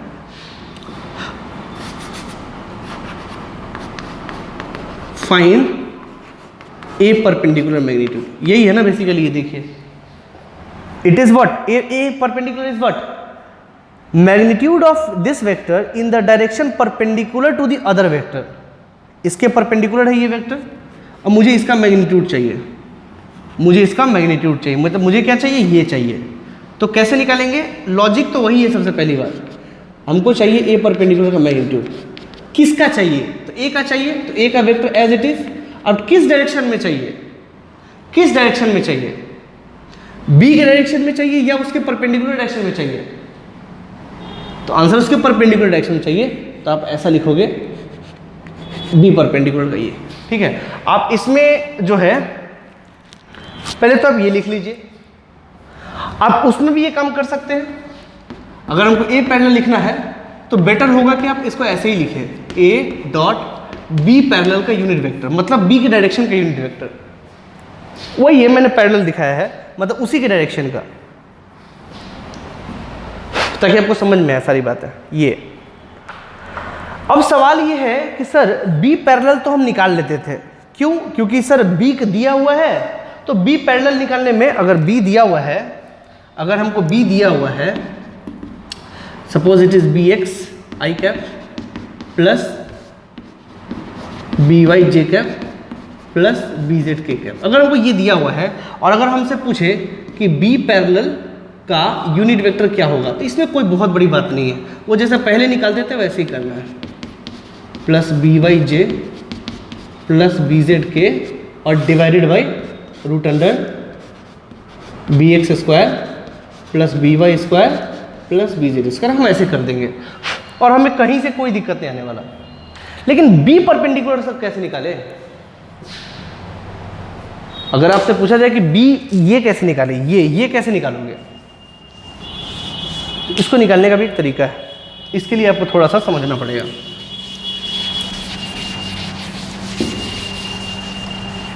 इसको समझते हैं और कोई खास बात नहीं है आसान बात ही, आपके लिए थोड़ा नया है इसलिए आपको थोड़ा दिक्कत लगेगा, बट इसमें कहीं से कोई दिक्कत नहीं। सपोज करिए it is X it is Y, ठीक, if this is A vector, ठीक, suppose if it is theta, इसका ये कंपोनेंट क्या हो जाएगा, ए कॉस थीटा, और ये कंपोनेंट क्या हो जाएगा, ए साइन थीटा, ठीक। अगर मुझे वेक्टर फॉर्म में लिखना है तो मुझे क्या लिखना पड़ेगा, मुझे लिखना पड़ेगा ए कॉस थीटा आई कैप और प्लस ए साइन थीटा जे कैप, लिखना पड़ेगा ना। आई में कितना है ए कॉस थीटा और वाई में कितना है, मतलब जे में कितना है ए साइन थीटा, मेरा वेक्टर कंप्लीट। कभी आपने ये सोचा कि बीच में प्लस क्यों डालते हैं, ये तो लिख दिए, बीच में प्लस ही क्यों डालते हैं, तो प्लस इसलिए डालते हैं, मेरा बात समझे, ये ए साइन थीटा को हम यहां ऐसे भी डिनोट कर सकते हैं,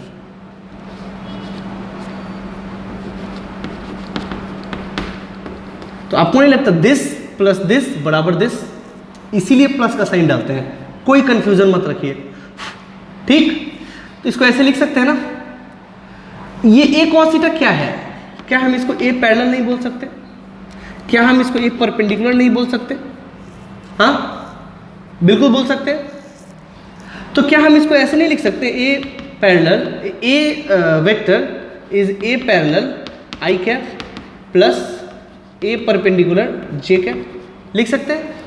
इन दोनों को मिला दे तो मैग्नीट्यूड और डायरेक्शन वेक्टर बन जाएगा, ई भी बन जाएगा, तो इसको हम ऐसे भी लिख सकते हैं, A vector is equal to A parallel vector plus A perpendicular vector.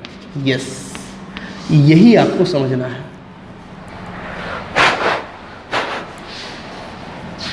यही आपको समझना था,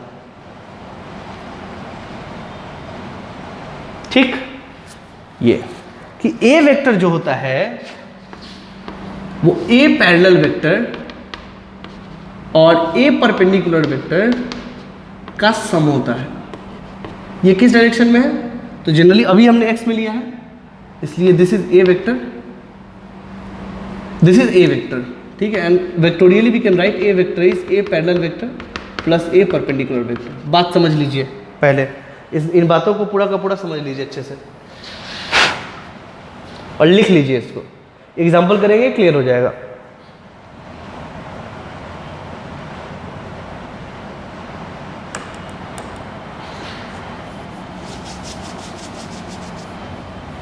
पॉज करके लिख लीजिए इसको।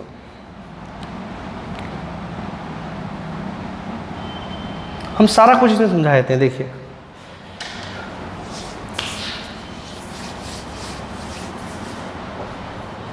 चलिए देखिए, इसको लिख लिए।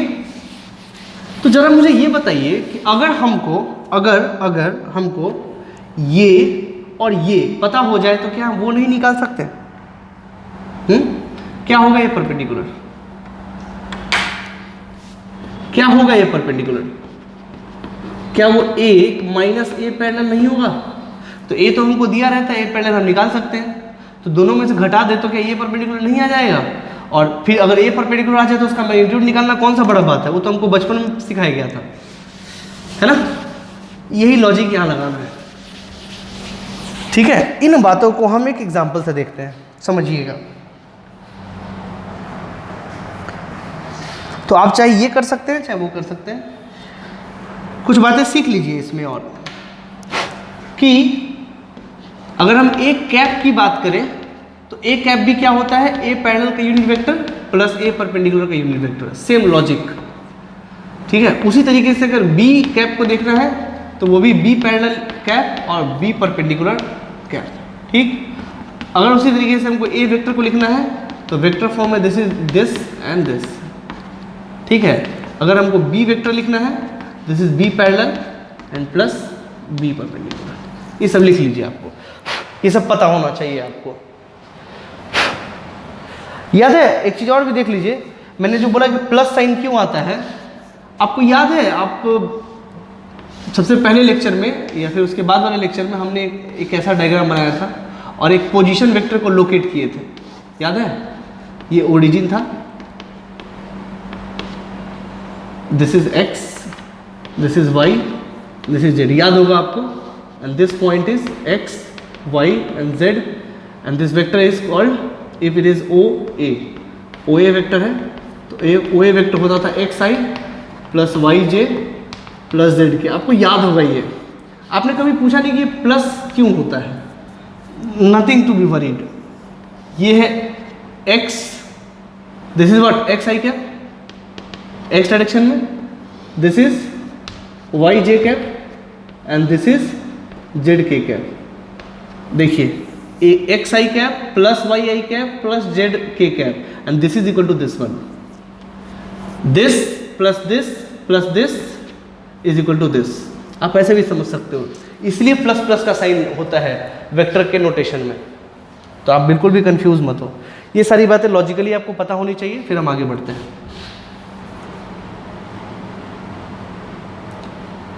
ठीक है। चलिए आप पॉज करके सब कुछ लिख लीजिए।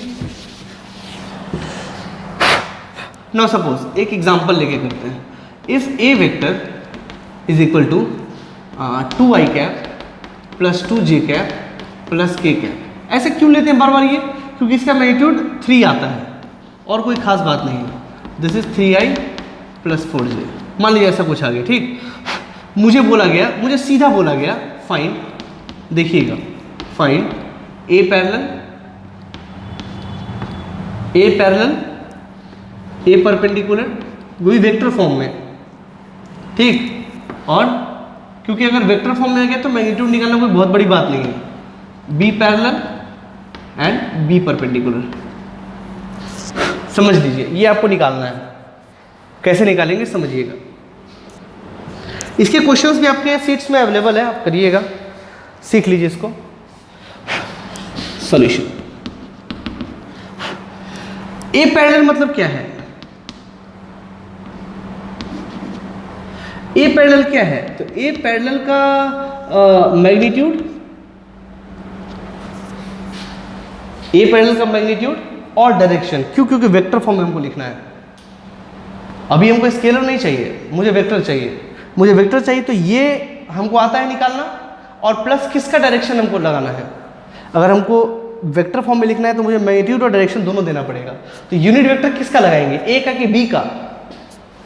तो ए पैरेलल का मतलब क्या है, पहले तो ये बताइए। ए पैरेलल का मतलब है multiplication of a in the direction of b. तो मुझे डायरेक्शन किसका लेना है, बी का कि ए का। आंसर है बी का, तो इट इज बी कैप। कोई डॉट नहीं देना यहाँ पे, क्योंकि मैग्नीट्यूड नहीं निकालना है हमको, हमको वेक्टर निकालना है, ठीक। तो चलिए इसको कर लेते हैं। अगर ध्यान से देखा जाए ए पैरेलल का मैग्नीट्यूड क्या आता है, तो हम निकालना जानते हैं कि ए का वेक्टर लेंगे और बी का यूनिट वेक्टर से डॉट प्रोडक्ट निकाल देंगे तो मैग्नीट्यूड निकल जाएगा। अभी भी तो निकाला, तो निकालिए। That is 2i cap plus 2j cap plus k cap और dot B, that is 3/5i cap plus 4/5j cap. आप निकाल लीजिएगा तो कितना आ गया इसका मैग्नीट्यूड, दैट इज 2 3 जा 6, 3 दूना 6, 6/5 प्लस 4 2 जा 8, 8/5, और k वाला तो है ही नहीं, तो 0 हो जाएगा। 4 2 8 बाई 5, ठीक, और ये 0 6, हाँ ठीक। तो ये कितना आ गया 814/5। ये क्या है, ए पैरेलल का मैग्नीट्यूड है, लेकिन मुझे क्या चाहिए वेक्टर फॉर्म में, तो वेक्टर फॉर्म में निकाल लीजिए। अगर मुझे वेक्टर फॉर्म में चाहिए तो इसका मैग्नीट्यूड हो गया 14/5 और इसका यूनिट वेक्टर कितना हो गया, तो b का क्यों भाई, क्योंकि ये अगर b है और अगर ये a है तो ये थीटा है, तो this is A parallel and this is A perpendicular. पहली बात तो ये तो आपको क्लियर होना चाहिए। तो ए पैरेलल किस डायरेक्शन में है, तो बी के डायरेक्शन में, तो क्या हम बी का यूनिट वेक्टर यूज कर सकते हैं, क्यों नहीं यूज कर सकते हैं, है तो डायरेक्शन वही। तो दैट इज बी कैप। तो what is B cap, that is 3/5 i cap plus 4/5 j cap. ठीक, तो कितना हो गया 14 3 42, यस 14 3 42/5 5 25 आई कैप प्लस 14 चौका 56/25 जे कैप। ये हो गया आपका ए परपेंडिकुलर, ये हो गया आपका ए परपेंडिकुलर। ऐसे करना पड़ेगा आपको, ठीक है, ठीक है। आई थिंक आपको ये सब समझ में आ गया होगा, इसे तो लिख लिया होगा।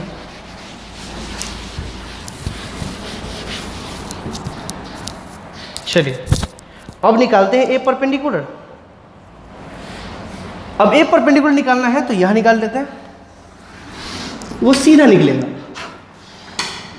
कुछ नहीं करना, हमको पता है A parallel plus A perpendicular is equal to A vector. ठीक है, तो A perpendicular is nothing but A vector minus A parallel vector. अब ए वेक्टर हमको पता है क्या है भाई, तो 2i cap plus 2j cap plus k cap minus A parallel vector. क्या है A parallel vector, that is 42 i cap upon 25 plus 56 upon 25 j cap.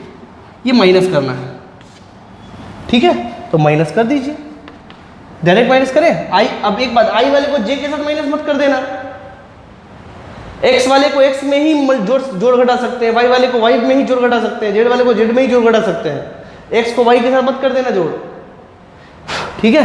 तो यहां क्या हो जाएगा 2 minus 42/25 i plus 2 minus 56/25 j plus 1 minus, यहाँ तो कुछ है ही नहीं, तो 1 के 1 माइनस 0। अब तो डायरेक्ट कर सकते हो, 25 दूना 50 में से 42 गया तो 8/25 आई क्या, ठीक है, और प्लस 25 दूना 50 माइनस 56 मतलब माइनस 6/25 जे कैप और प्लस के cap. Answer, this is A perpendicular.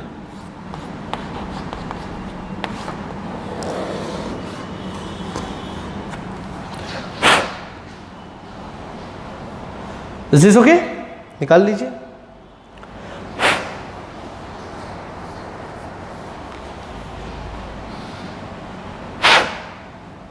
Direct निकल गया ए परपेंडिकुलर।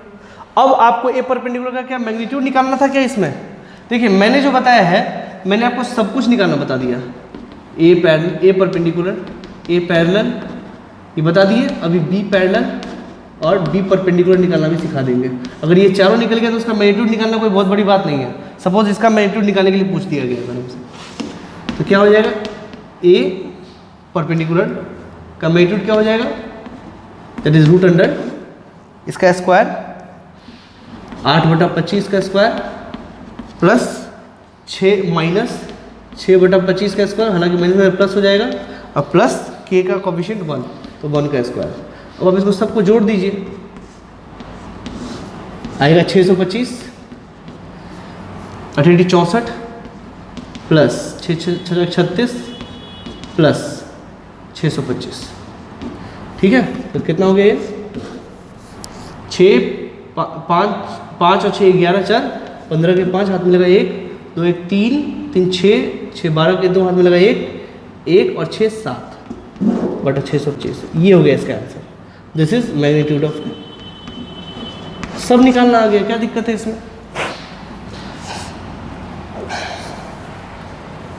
तो सर आपने बोला था कि ए परपेंडिकुलर जो है वो ऐसे निकल सकता है,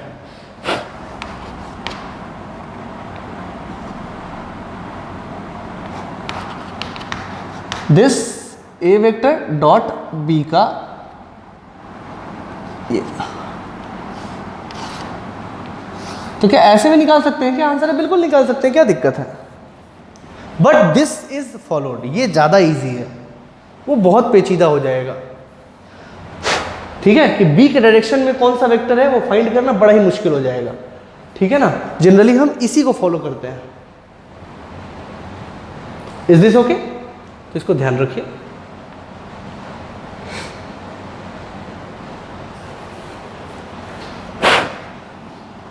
ठीक है,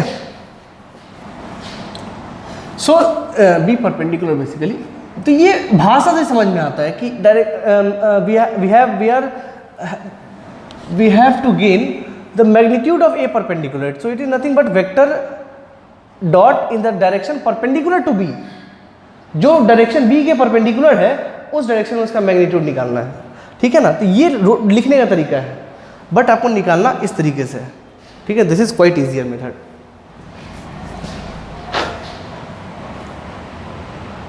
तो इस तरीके से निकालते हैं। सपोज नाउ अब दूसरा काम करते हैं, बी पैरेलल और बी परपेंडिकुलर निकालते हैं। वीडियो पॉज करके लिख लीजिए इसको, आई थिंक आपको समझ में आया हो।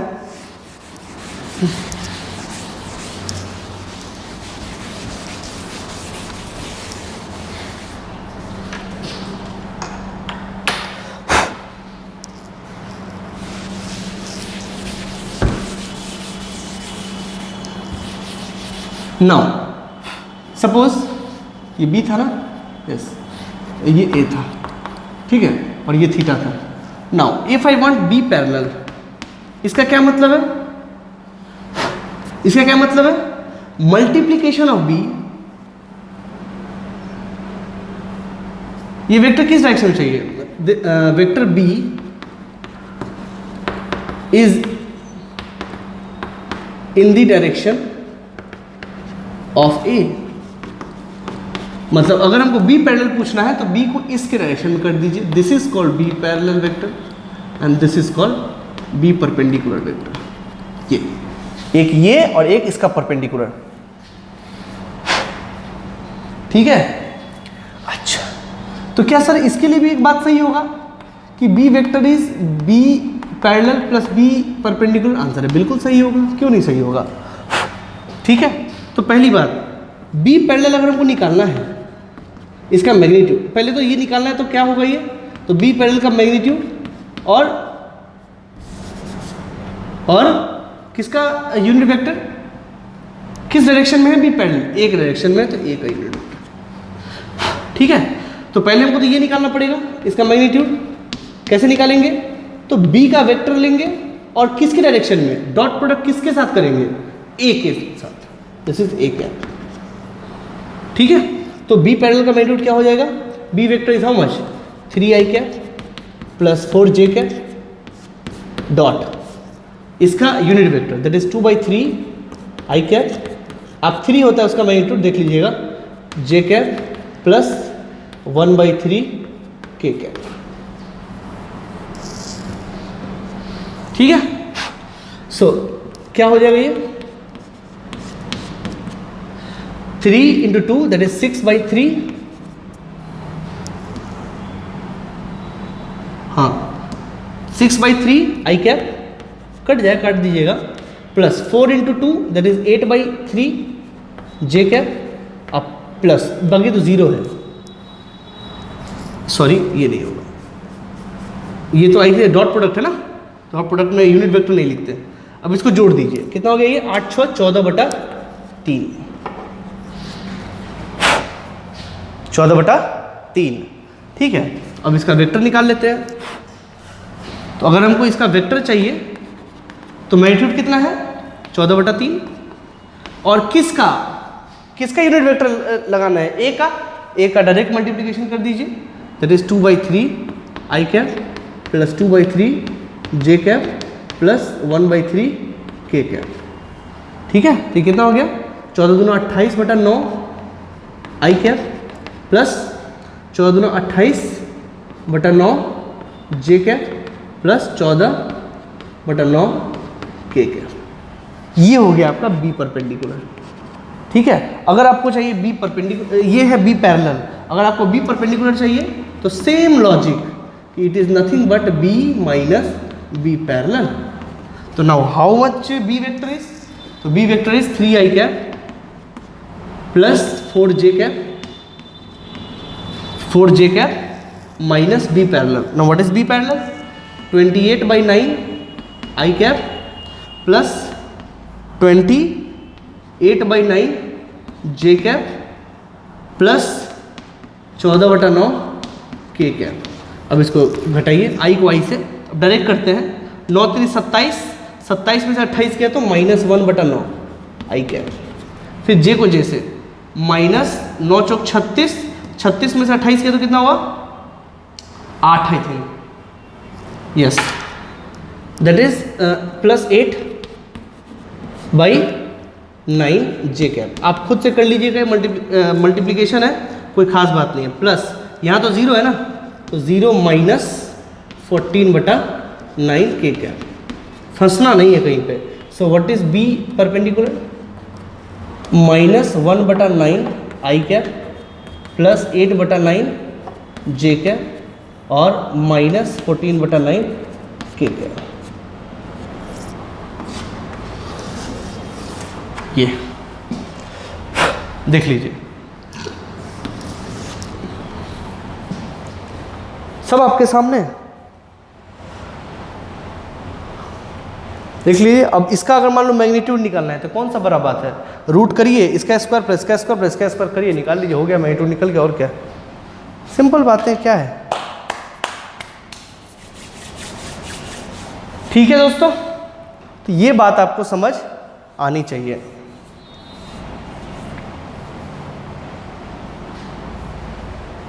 Is this okay? तो इसी आज हम यहीं तक रहने देते। देखिए अगर मतलब क्वेश्चन में क्या क्या, अगर ये दोनों दिया तो क्या क्या निकाल सकते हैं, ये निकाल सकते हैं, ये निकाल सकते हैं, ये निकाल सकते हैं, ये निकाल सकते हैं। फिर ए पैरेलल का मैग्नीट्यूड, ए परपेंडिकुलर का मैग्नीट्यूड, ठीक है, फिर बी पैरेलल का मैग्नीट्यूड, फिर बी परपेंडिकुलर का मैग्नीट्यूड, ठीक है।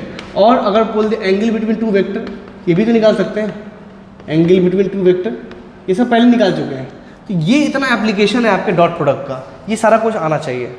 ठीक है, तो किसी एक वेक्टर को दूसरे वेक्टर के डायरेक्शन में उसका मैग्नीट्यूड निकालना है तो क्या डॉट प्रोडक्ट का यूज कर सकते हैं? बिल्कुल कर सकते हैं। करना क्या होता है, जिस वेक्टर का निकालना है वो वेक्टर, उसको डॉट कर देते हैं, जिस डायरेक्शन में हमको उसका मैग्नीट्यूड निकालना है उस डायरेक्शन का यूनिट वेक्टर से मल्टीप्लाई डॉट प्रोडक्ट निकाल देते हैं, तो उसका उस डायरेक्शन में मैग्नीट्यूड आ जाता है। ठीक है, उसके बाद अगर हमको एक वेक्टर का दूसरे डायरेक्शन में वेक्टर चाहिए, यानी कि ए पैरेलल, अगर ए वेक्टर का बी के डायरेक्शन में अगर हमको उसका वेक्टर फॉर्म चाहिए, यानी कि ए पैरेलल चाहिए तो निकाल सकते हैं, परपेंडिकुलर चाहिए तो निकाल सकते हैं, दोनों का मैग्नीट्यूड निकाल सकते हैं।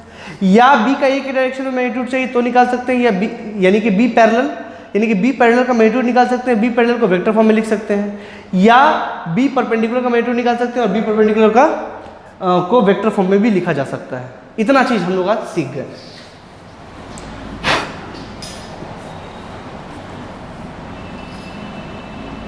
तो ये है आपको इसका एप्लीकेशन। तो बेसिकली आप समझिए, तो इस एप्लीकेशन को मैंने पूरा एक ही जगह पे एक ही क्वेश्चन में हम इसको सॉल्व करके दिखा दिया आपको।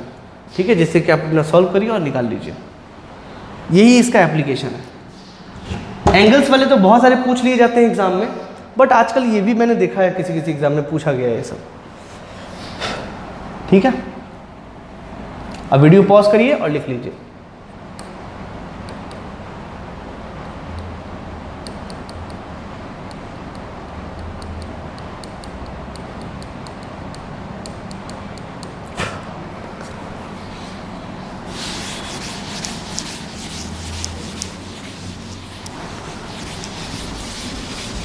चलिए लास्ट में एक चीज और देख लीजिए। सपोज यहां पे दिया हुआ है multiply a vector in the direction of B vector and write the result in vector form. Suppose ऐसा आपको बोल दिया गया, अगर हमको चाहिए, हालांकि अगर नहीं बोला है तो मुझे उसके वेक्टर फॉर्म का कोई आवश्यकता नहीं है, क्योंकि डॉट प्रोडक्ट करके हमको एक स्केलर ही आता है, उसको वेक्टर फॉर्म में लिखना कन्वेंशन नहीं है, नहीं लिखते हैं, उसको स्केलर प्रोडक्ट ही बोलते हैं। लेकिन अगर बोल दिया गया कि हमको वेक्टर फॉर्म में चाहिए तो क्या निकाल सकते हैं? क्या आंसर बिल्कुल निकाल सकते हैं। देखिए कैसे, suppose if it is A vector, if it is b vector, now what I have to multiply, I have to multiply this vector in the direction of b, a in the direction of b, ठीक है। सो आप ये ले लीजिए, मान लीजिए इसका जो मैग्नीट्यूड है वो a है और इसका मैग्नीट्यूड जो है वो है b है। So this is a cos theta, and this is what a sin theta. a sin theta वाले से हमको कोई लेना देना नहीं है, ठीक है। Now suppose c is what a dot b, देखो इसके ऊपर वेक्टर नहीं है, तो एक्चुअली में C हो क्या जाएगा, a b cos theta. Conventionally यही इतना ही दूर मेरा आंसर है, ठीक है। लेकिन बोला गया है कि हमको वेक्टर फॉर्म में चाहिए, मतलब जो C चाहिए वो हमको वेक्टर फॉर्म में चाहिए। तो इसके लिए क्या लेना पड़ेगा, एक तो इसका मैग्नीट्यूड लेना पड़ेगा और दूसरा इसका यूनिट वेक्टर लेना पड़ेगा, ठीक। कैसे निकालेंगे, लॉजिक से। देखिए सबसे पहले C वेक्टर अगर लिखना है तो पहले तो लिख दीजिए ए बी कॉस थीटा, ठीक है। और अगर यूनिट वेक्टर की बात करें तो किसका डायरेक्शन, यानी कि ए को किस डायरेक्शन मल्टीप्लाई किया गया है, तो आंसर है बी के डायरेक्शन में। तो इस सी कैप की जगह क्या लिखेंगे, बी कैप। अगर हमको बोला गया है तो हमको ये लिखना चाहिए, but conventionally it is not right. Conventionally बस यहीं तक करके छोड़ दिया जाता है और बाकी हम लोग खुद अंडरस्टूड हो जाते हैं कि किस डायरेक्शन में। बट अगर बोल दिया गया रिप्रेजेंट करने के लिए तो this is the representation. Is this okay? So today I had explain each and everything about dot product. Dot product से आप क्या क्या कर सकते हैं, उसका क्या क्या एप्लीकेशन है, क्या है बेसिकली वो भी हमने देखा यहाँ पे, ठीक है। तो इसके बेसिस पे दोस्तों आप लोग कई सारे क्वेश्चन कर सकते हैं डीबीपीस के। आई थिंक वो डीबीपी 4 है जिसमें डॉट प्रोडक्ट आपको निकालना होगा। डॉट प्रोडक्ट के बेसिस पे बहुत सारे सवाल हैं और काफ़ी अच्छे अच्छे सवाल हैं, उसको आप करिए, ठीक है। नेक्स्ट टाइम में हम लोग क्रॉस प्रोडक्ट पढ़ेंगे, ठीक है, और क्रॉस प्रोडक्ट के एप्लीकेशन देखेंगे and then after will go for triple product. Triple product में भी 2 है, उसमें मुश्किल से 10 मिनट का समय लगता है, उसके बाद वेक्टर आपका फिनिश हो जाएगा, ठीक है। तो इस पर मेहनत करिए। Next time will start about cross product. Thank you.